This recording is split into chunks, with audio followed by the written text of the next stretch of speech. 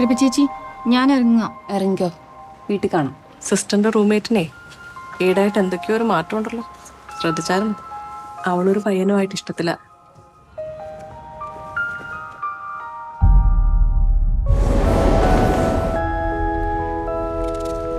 ഇത് പ്രവേശിക്കാണല്ലോ. ഇതിപ്പോ ആരയക്കാനാ? ഒന്നും കാണുന്നില്ല. ഇതിലെന്തോ ഇംഗ്ലീഷിൽ എഴുതിയിട്ടുണ്ട്, മെയ്ഡ് ഇൻ ജർമ്മनी. रवि ചേച്ചിയുടെ ഹസ്ബൻഡ് എവിടെയല്ലേ?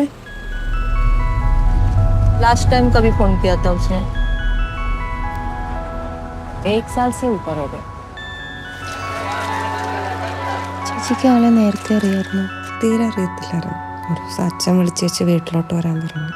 ഞാൻ ചെന്നപ്പോഴത്തേക്ക് അവർ കല്യാണമൊക്കെ നിശ്ചയിച്ചു കഴിഞ്ഞായിരുന്നു. കൊട്ടും അറിയാത്ത ഒരാളെ എങ്ങനെയാ കല്യാണം കഴിക്കാം? കൊണ്ടൊന്നും പറ്റുമെന്ന് തോന്നുന്നില്ല.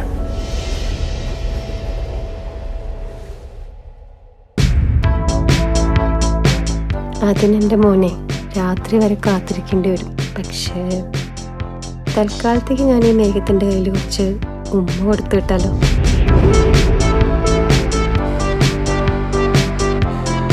ഈ ഭാവിയെ പറ്റി ചിന്തിക്കാറുണ്ടോ?